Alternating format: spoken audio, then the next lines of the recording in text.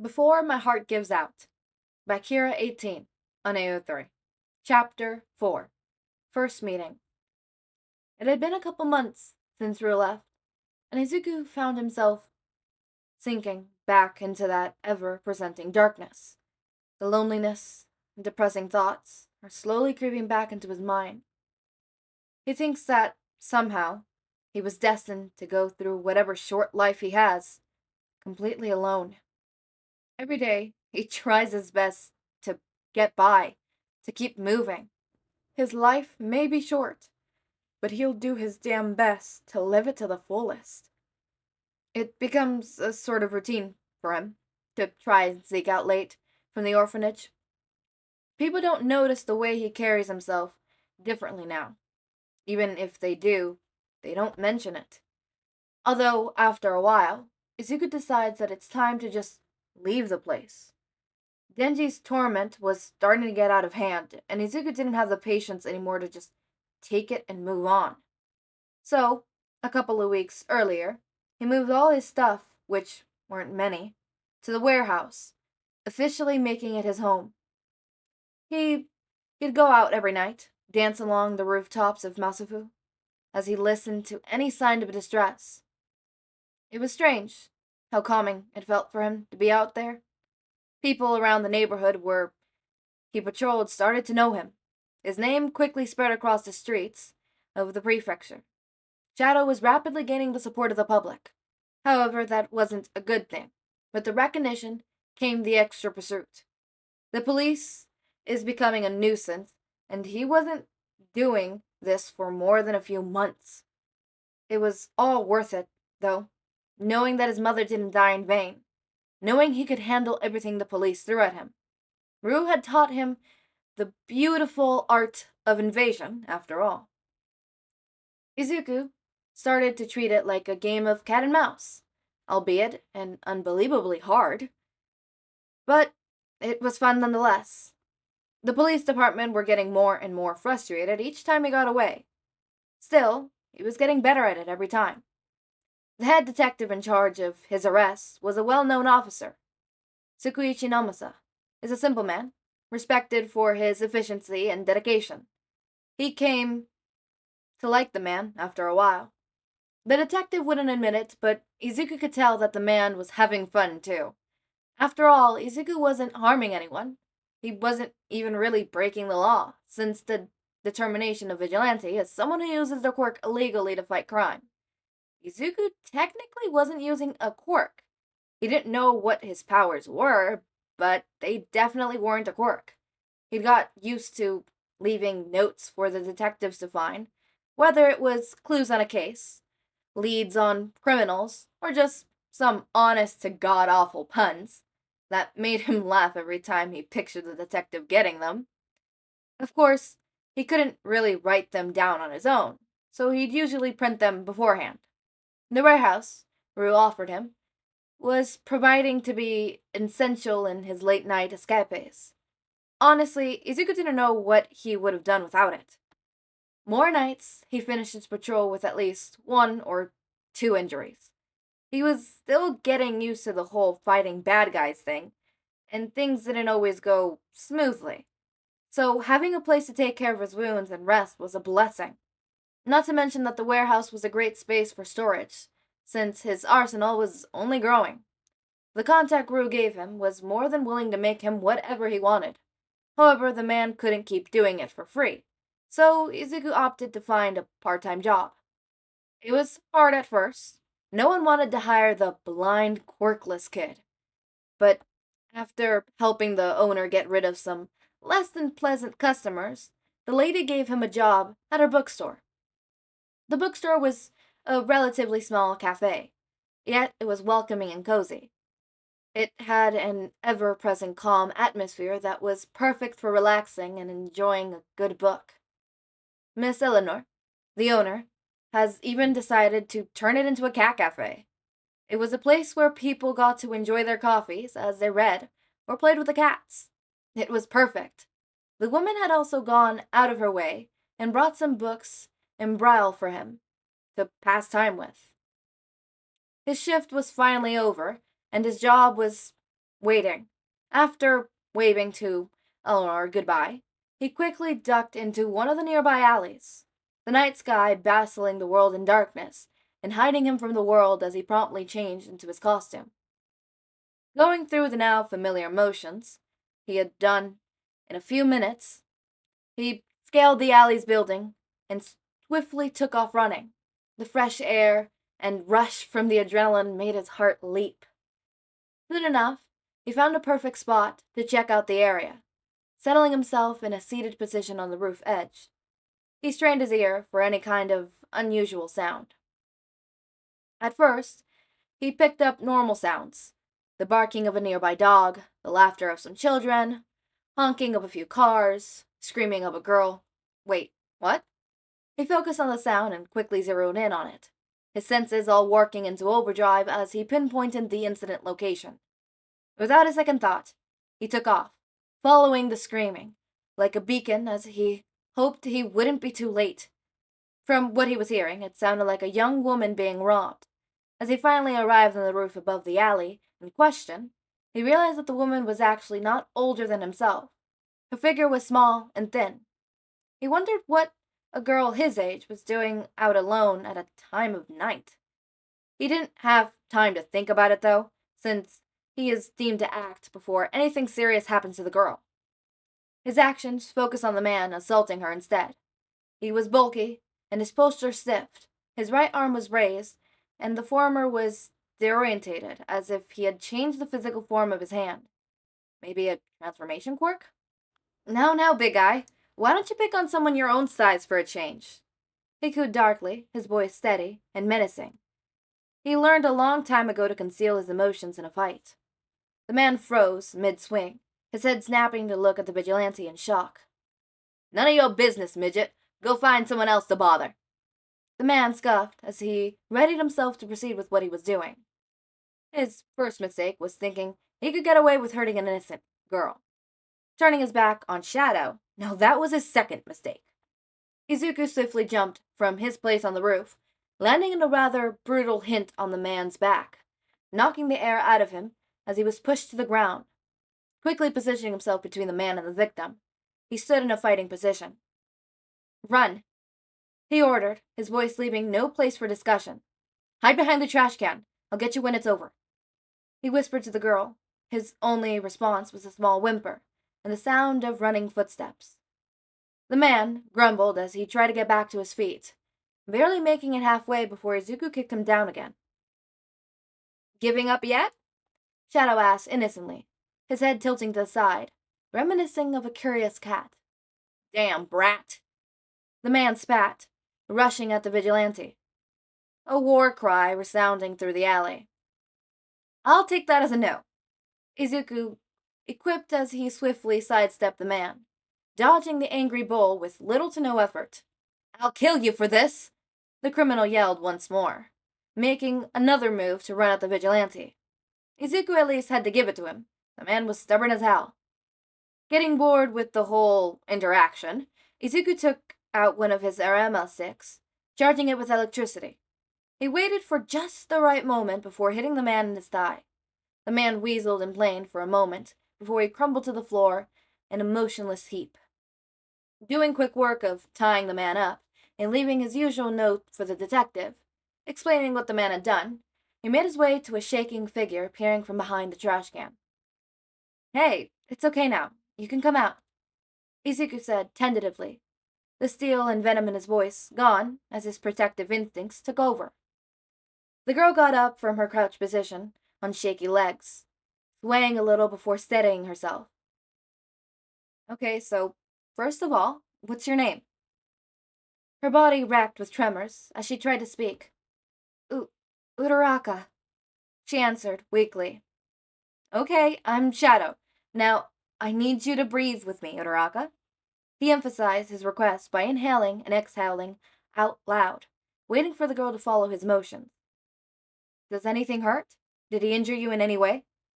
Was I too late? He asked, worried laced in every word he said. No, I'm okay. He didn't hurt me. The girl murmured quietly. Thank you for saving me. Her voice wavered at the beginning, but eventually settled in a steely tone. Although he couldn't see her eyes, he could practically feel determination burning in them. Oh, don't worry about it. Izuku waved his hands nonchalantly, dismissing the girl's thanks. He wasn't doing it for that. He heard someone call for help, and he came. Do you have a phone on you by any chance? Oh, yes. She stuttered, not expecting the change in subject, quickly taking out her phone in front of her pocket. I need you to call the police and tell them what happened. I'll stay with you until they come, but I can't be here when they get here, okay? Izuku knew that waiting for the cops to come would be risky, but he couldn't leave this girl alone. That reminds him. He looked at the girl as she finished talking with the officer. Why are you out here, anyways? Don't you know it's dangerous to be out here at night? He asked slowly, trying to sound as calm as possible. I got lost on my way home from the store, she whispered as she explained, and Izuku feels a pang of guilt for reprimanding her. It's okay. It wasn't your fault. Your parents shouldn't have left you come home alone anyways. He replied quickly, trying to appease the situation. After all these years, he can take down people stronger and bigger than him in a fight, but he can't deal with people his age. It was really pathetic. He was almost 13, damn it. Why couldn't he control himself? His train of thought was cut off as sirens sounded by a distance. Quickly waving at the girl and making his exit, he scaled the building and ran back home. This was an interesting day. Now standing in front of the pro hero Eraserhead, Izuku thinks he did well. It's been 2 years since Rue left, and Izuku managed to make a name for himself as a mysterious vigilante shadow. However, this didn't mean he was going to give up that easily. Raising his hand in a gesture of mock surrender, he slowly edged backwards. Each step he takes, the hero takes too. There's no way out this time, Shadow. Give yourself up. It's over. Eraserhead's eyes are glowing red. Previous encounters and his research on the man tells him that the man is trying to use his quirk on him. Yeah, that won't work on me, so you can blink or whatever. He finally speaks up, a twinge of amusement in his tone. Shock envelops Eraserhead's features, but the hero manages to steel himself again, his face going back to its blank expression. Izuku curses himself internally for forgetting his voice modifier. Before the hero can even finish a sentence, flash grenades are tossed in his direction, the bright light blinding the hero and making him blink. Eraserhead tries to erase Shadow's quirk as the villain swiftly scales the building wall, but to his surprise and confusion, nothing happens. Shadow didn't even falter at having his quirk erased. Sorry to cut our little meeting short, Eraserhead. See you around, hero, he calls out as he retreats into the darkness. Unknowing to him, the underground hero had finally managed to learn something about him. Naomasa knew this was a long shot. Apprehending this man wasn't going to be easy. He had managed to escape their grasp for 2 years after all. So, he isn't that shocked when he doesn't receive the signal from Eraserhead, nor when he sees the vast silhouette of the vigilante running off in the distance. He sighs as he finally gives his attention to the man sitting in front of him. There in his office, the hero is giving him the report of tonight's events.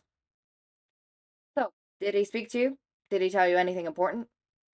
Nasama asked curiously, because in 2 years, they never heard the man's voice, except when it was through a voice modifier of some sorts. Tsukauchi, I think Shadow is a kid. Aizawa still can't erase that voice from his mind. It was so small, soft. That wasn't the voice of a grown man.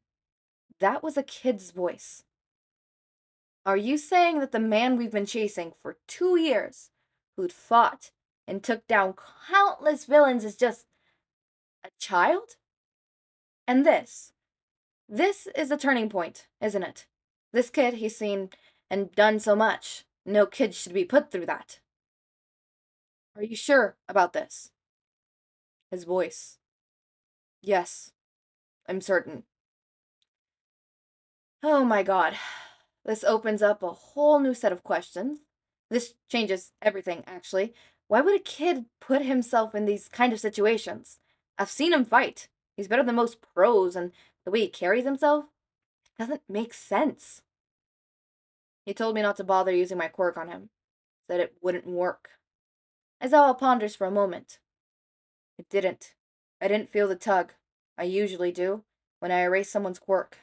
Even mutant types send some kind of signal.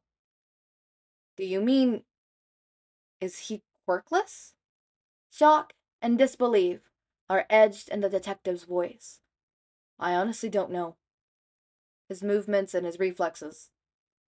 Do you think that his abilities are natural? Naomasa squeezes his eyes shut. He can already feel the headache this kid is creating.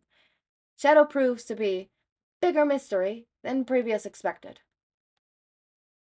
Izuku walks to his 2 o'clock shift at the cafe. He sips absent-mindedly at his newly acquired hot chocolate. He would have brought a coffee, but he had a sudden craving for chocolate. Oh well, who can blame him? He smiles sadly as he remembers the movie nights he spent with his mom. She would make the best hot chocolate. They'd always put at least 2 marshmallows in it, too. He shakes his head out of that stupor, and his mind wanders to the last night's events. Eraserhead had almost caught him. It was too close for comfort. One mistake, and all his work would have been for nothing. He needs to be more careful when choosing his patrol routes. It had been almost a year since the underground heroes started pursuing him. His life had been harder every passing day. Eraserhead sure is stubborn. However, he can't deny the fun he has been having every time he runs into the tired-looking man. His ears pick up on a strange sound. It sounds like a fight is going on in one of the alleys nearby. He's so caught up in his train of thought, his mind focusing on the commotion, that he runs straight into a person. He curses under his breath as his balance tips and he falls flat on his butt. He hears the telling sound of splattering liquid as his cup slips from his grasp, and he thinks he smells coffee beans? Apparently he had cost the other person their drink too. Speaking of, the figure, who he now realizes must be a teenager, maybe his age? He can't be sure, turns towards him sharply. Hey, watch where you're going. His words die in his throat, as he seems to finally notice Izuku's cane and tilted glasses. Oh. Shinsou watches as the boy that just ran into him get to his feet and dust himself off. Thankfully, none of their drinks had spilled on any of them. However, his newly acquired cup of coffee was sadly wasted to the ground. I'm sorry, I really wasn't paying attention. He apologizes, bowing slightly, and Shinsou can't help but feel like a complete jerk. I should have been paying more attention to my surroundings, and I'm really sorry. The green-haired boy rambles as he shuffles from foot to another. The boy has messy dark green hair. He's short, but he seems to be well built. Muscles can be seen even under his black hoodie he's wearing. The kid holds a red walking stick in his hand, and Shinsou thinks he can see a scar that slits the boy's left eye vertically. It's okay, just... He sighs loudly. He'd never been good at social interactions, and outright yelling at the blind kid didn't really make the interaction less awkward. Be more careful next time. Izuku nods his head profusely, trying to convey his regret and apology. However, the scuffle he heard from just a few seconds ago had stopped. Silence was never a good sign in a fight, so he had to go. Yet, it felt like he owed the boy in front of him something. It was his fault the kid's coffee was now spilled and wasted on the ground. So, before he could even talk himself out of it, he speaks up. Hey, I'm sorry again for your coffee, and speaking of, he shifts his walking stick between his hands, a nervous gesture he'd come to acquaint over the years. I work at a shop nearby, and if you let me, I'd like to make it up to you. It's on the house, and the coffee is just a few blocks from here. He senses the shift in the guy's demeanor, signaling some kind of shock response. He decided to push on. I get out at 6 today. Why don't you drop by? Silence is his only answer, and if not for his enhanced senses and the guy's heartbeat, you would have thought that the guy was gone. I'll consider it. The kid mumbles, and promptly walks away. Izuku notes that the guy's heartbeat is steady. He waits a couple of seconds before dashing off. He has a fight to investigate and stop after all. It is 4:30 p.m., and Izuku thinks that the stranger he literally ran into earlier isn't coming. However, it's not 5 minutes later that he is proven wrong. He hears the now familiar chime of the door, small bells, and the same scent of coffee, and lavender crosses his scent. The figure goes in and sits on one of the small couches. He's barely in his seat, and two cats have already taken a liking to him. One of them finds a perch on his shoulder, and the other uses his lap as her personal nap-time bed. The boy doesn't seem to mind and just picks up the menu from the table and reads it. Shinsou doesn't know what he expected when he decided to check out the place. At first glance, Mirakuru, the shop name, seemed to be a regular cafe. However, what pleasantly surprises him it was the fact that the cafe turned out to be a cat cafe. He went inside and looked around, deciding on a seat on one of the comfortable-looking couches. Happy that the cats here seemed to like him instantly. He picks up the menu and decides on what drink he'll have. Yet he can't help it when his eyes wander from the menu he was looking at and towards the counter. There, a familiar mop of green greets him. The boy seems to be washing something at the sink, and Shinsou's respect for him increases slightly, because he can't believe how hard it must be to work at a place like this, blind. He watches as the boy works in smooth, fluid motions. His hands and body move as if he knows exactly where everything is, and isn't hindered at the least. Not long after, the greenette walks towards his table, a small table in hand that has the cafe logo on it. "Hey there, I'm glad you came," comes the way too cheerful voice of the semi-stranger. Shinsou is flabbergasted for a moment because, what the hell? How did this guy know it was him? He'd expect him to treat him like any other customer since he didn't even speak yet. Was the guy really blind? "Yes, I'm blind if you're wondering. Name's Midoriya Izuku. What's yours? I don't want to keep calling you the coffee guy in my head." He mumbles the last part, brashly, his hands instantly coming to rub at the back of his head in a nervous motion. How did this guy know what he was thinking? "Shinsou Hitoshi." He introduced himself in a monotone voice, proud of the way he succeeds in masking his shock. "Well, Shinsou, it's nice to officially meet you. What would you like to drink? It's on the house." "I can pay. You don't have to, and I'll take a medium frappuccino." "Nonsense! I told you to come so I can make it up to you for running into you and wasting your drink." Midoriya is silent for a moment. He seems thoughtful, and a brief expression of guilt flashes through his features. "I'd like to apologize again for earlier. I don't usually get distracted like that." He says that, and somehow Shinsou believes him.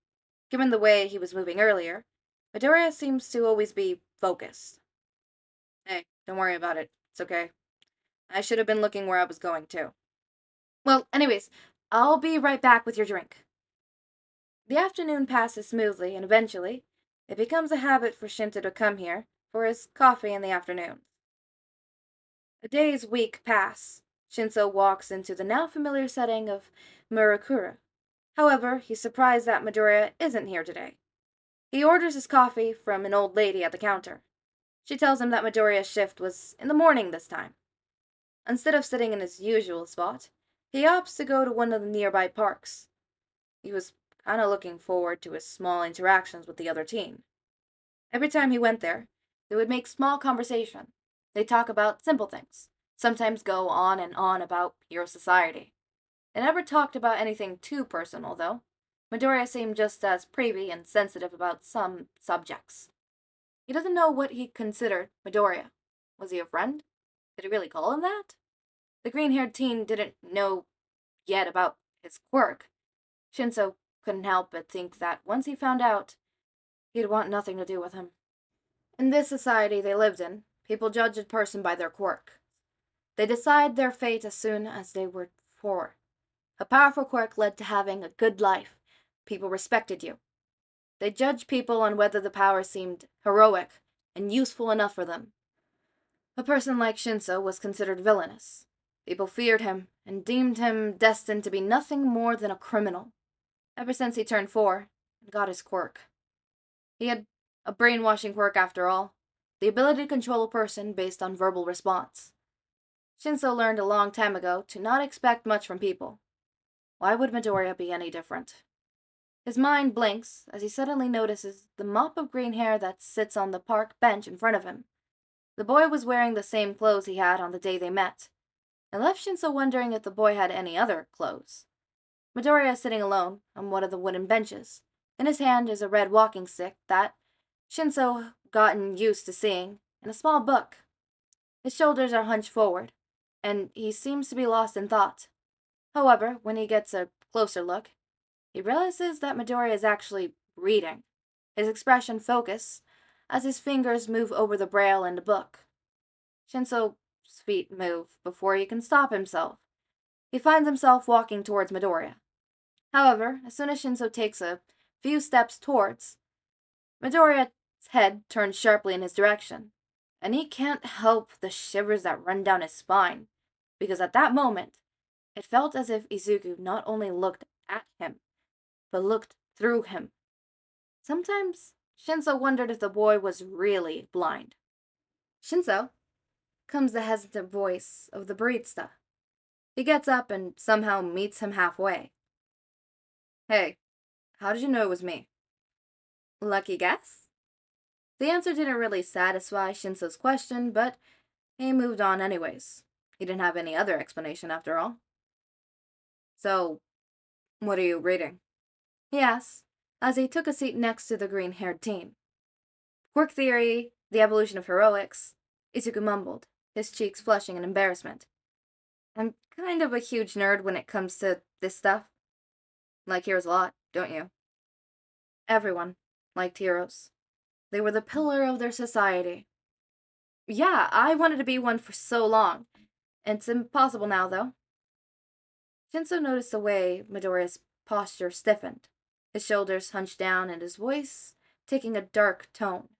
The teen spoke as if it was the absolute and irrefutable truth.